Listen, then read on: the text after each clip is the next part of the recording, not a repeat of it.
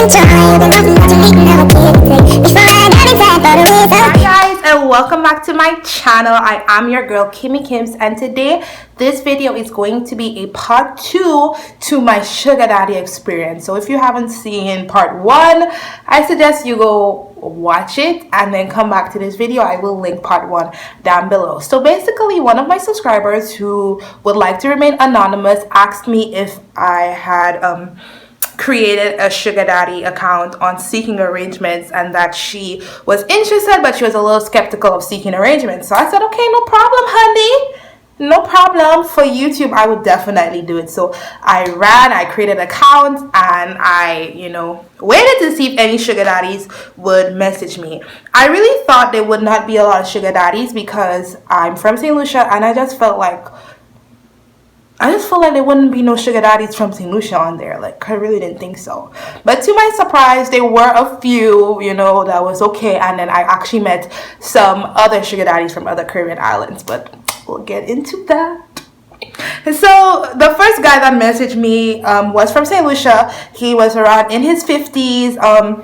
He had one picture up that looked okay, it was okay. But everything he asked me, I basically lied. I lied about my age. I lied about where I lived. I lied about everything, what I do. I lied about everything, basically. I didn't want this guy knowing any of my information. So we actually planned to meet up, and I told him to meet me, I basically walked 10 minutes from my house to another house and told him to pick me up there, pretending that was my house. So I basically walked all the way down. I didn't want this guy to know where I lived, know my house, none of that. So he came, he picked me up.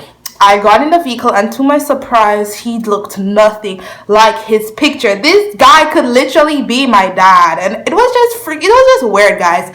It was really, really, really weird seeing that I actually went through this for YouTube. Like, I wouldn't have done that in real life. If I didn't have a YouTube channel. This is all for you guys. So we had discussed going to the beach to chill or whatever, and for those of you who may not know, I love the beach. So of course I grabbed my swimsuit because I'm not missing any opportunity to get into some salt water. So we arrived at the beach. He started talking, oh, you look pretty and this and that. I'm like, okay, thank you, thanks. And then he's like, oh, do you want to talk about our arrangement? I'm like, no. Let's just get to know each other. I really didn't want no arrangement with him. I really just wanted to get in the water. So I said, okay, you know what? I'm going to go in the water now. So I'll see you in 5 minutes. So I undressed. I had my swimsuit under me, thank God. But he just kept staring, which was it made me a little uncomfortable. But I didn't give two shits because I was going to the water. So I undressed, and I had my GoPro to take out some pictures and videos in the water. So whilst walking to get into the beach, some guys were like, oh, hey, beautiful, next time come alone. And I'm like, oh my gosh, I really wished I told him that was my father. I should have said, this man is my father. Are so very judgmental. They'll see if the guy and think that's your man, especially an older guy. So I felt so very uncomfortable. I felt so weird that everybody was looking at me with this older man. So I got in the water. I started, swimming, enjoying myself. And lo and behold, I see him in the car with binoculars. He had a pair of binoculars staring at me. He had a pair of binoculars staring at me. This was so freaking weird, guys. It was so weird that he had binoculars staring at me. So yeah, that was so weird that he did that. But oh well. So I quickly got out of the water. I got in the car. Well, I didn't get in the car. I was coming into the car, and he's like, oh, I want to see the pictures. I want to see the pictures that you took out in the water. I want to see it. And then he comes outside, out of the vehicle, and comes by me. I'm like, okay, I'm feeling a bit kind of comfortable. So I put the towel around me, and I sit down in the car, I close the door, and he comes back inside. And then I showed him the pictures, which was basically of the water. I didn't even take pictures of myself. I just took pictures of the scenery and one picture of me in the water. That's what I did. So I showed it to him. And then I said, okay, I really want to go home now. So he said, So we left, we got home, and I said, okay, I'm gonna go buy something to eat. I'm really hungry, so I'm gonna go buy something to eat. So he's like, oh, here's some money. Buy food for yourself and buy food for me also. He told me what he wanted, and I already had my own cash, so I mean, I was saving some money by doing that. So I ran into KFC, I bought food for myself, I bought extra food for myself, I bought food for him, then I went into Rituals coffee shop, I bought their ice cream, the biggest cup actually, which is like $20 something.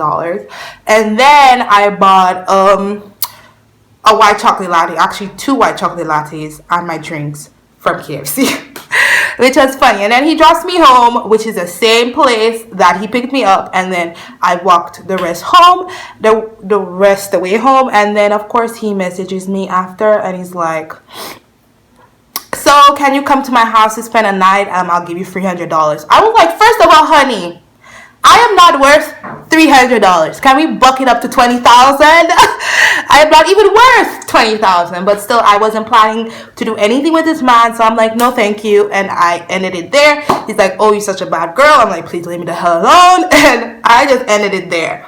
So then, fast forward, I end up meeting this white man from Barbados. He has his own construction company, and he was coming to St. Lucia a couple days after the day we met to work on with sandals or something. So he was building something at Sandals. So he was coming to St. Lucia. He had a meeting with them first, and that was the day he was coming. So he's like, do you want to meet up? I'm like, sure, okay, we can meet up. He was pretty cool. Like, we spoke a lot.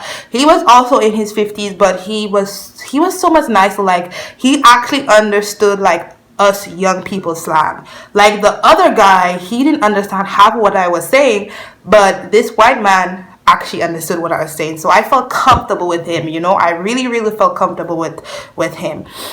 And so he finally comes to St. Lucia. The day comes when he's in St. Lucia, and he goes, well, I'm done with my meeting. Would you like to meet up? So I'm like,